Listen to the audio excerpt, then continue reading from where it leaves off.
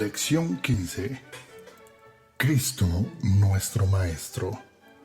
La doctrina de Cristo supera toda filosofía y toda ideología humana. Hemos contemplado a Jesús como nuestro modelo y le hemos mirado como nuestro ejemplo. Como modelo, es el arquetipo del hombre perfecto en quien no cabe imperfección, desviación o error. Vamos ahora a fijar nuestra atención en el pensamiento, en las ideas, en las opiniones y en los juicios del Salvador. Contemplado así, Cristo merece legítimamente el título de Maestro.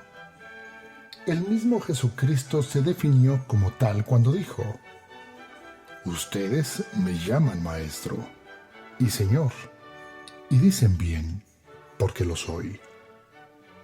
Desde el principio de su vida pública, Cristo fue llamado y tenido por Maestro, por los hombres de nivel intelectual y social superior y aún por sus detractores y enemigos, quienes nunca pudieron poner en situación de duda o menosprecio su autoridad de magisterio.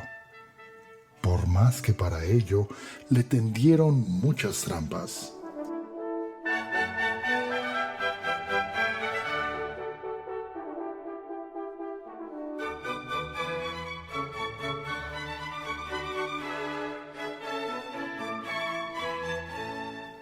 Ya sus primeros seguidores, incluidos Andrés, Pedro y más tarde Juan, lo reconocieron como rabí o maestro.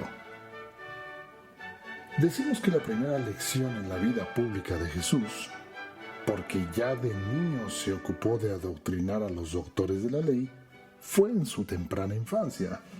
Esto es, le habló a los escribas, encargados no solo de hacer copias de las Sagradas Escrituras, lo que los hacía llegar a ser buenos conocedores de ellas.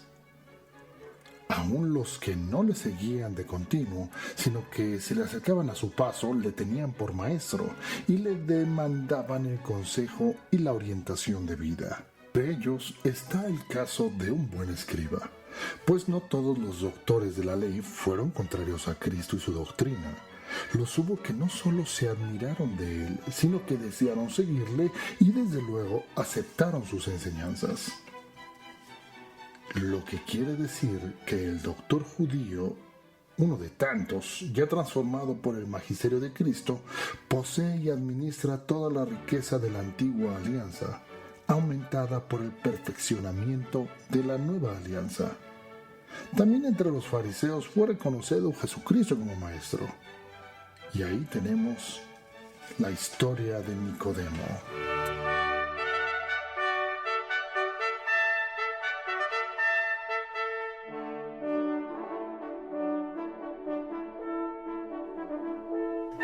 Inclusive los enemigos de Jesús también emplearon el término maestro para dirigirse a él, pero llevando escondidas y aviesas intenciones, de manera que sin irritar al pueblo que le seguía y cuya admiración les inquietaba, pudieran exhibirle como ignorante. Entre sus discípulos era común también que los más allegados al Señor se refiriesen a él con el calificativo de el Maestro. Entre los apóstoles, con no menos frecuencia fue nombrado Jesús como el Maestro entre ellos, para quienes más que nadie lo era. Pero donde luce resplandeciente Jesús Maestro es cuando habla a las multitudes. Su doctrina, a la vez dulce y encausadora, suave y firme, atractiva y exigente, estimulante y convincente, su persona atrayente con amorosa invitación hacia el bien, de alentadora y vivificante presencia. De muchas maneras, Jesús demostró que era maestro, verdadero conocedor de la ley y apegado en todo momento a ella, pues Jesús mismo era un perfecto judío. Por eso, fue la doctrina de Jesús la que más innovación causó entre la gente de su época. Viendo la muchedumbre, subió al monte, se sentó y sus discípulos se le acercaron. Y es aquí cuando tiene lugar el Sermón de la Montaña, o también como se le conoce, el Sermón de las Bienaventuranzas.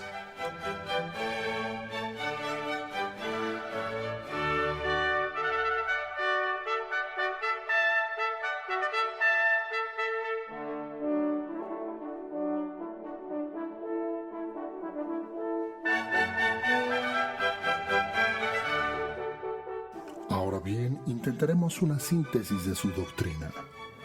Esta exposición doctrinaria, que conocemos con el nombre del Sermón del Monte o Sermón de las Bienaventuranzas, constituye algo así como la esencia de la doctrina de Jesús. Una síntesis que condensa toda una amplísima enseñanza que ha de convertirse en vida en el discípulo de Jesús, cuidando que no quede en algo semejante a una filosofía o a una ideología.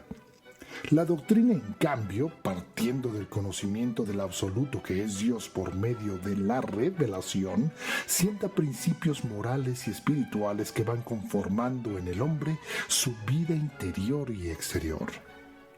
El conjunto de las enseñanzas de Jesús constituye un aspecto de la promesa. Las enseñanzas de Jesús muchos se dieron en parábolas. Aún la manera que habría de emplear Cristo para exponer su doctrina fue predicha. En efecto, Cristo empleó las parábolas para impartir sus enseñanzas con mucha frecuencia. La parábola es una comparación sobre algo concreto destinada a hacer comprender una enseñanza sobre algo abstracto más difícil de comprender. A través de la parábola podemos descubrir el pensamiento de Jesús, de manera que no solo sus enseñanzas, sino su forma de apreciar las cosas y los valores que podemos sorber en las parábolas del Divino Maestro. Para su mejor estudio, las parábolas han sido divididas en dos grandes grupos: las doctrinales y las morales. Las doctrinales a su vez se dividen en parábolas que hablan de Dios, su esencia y su comportamiento, y las que ejemplifican el reino de Dios, llamado también el reino de los cielos. Estas parábolas morales tienen por objeto construir en los discípulos del Señor un modo de ser y de vivir muy propio del cristianismo.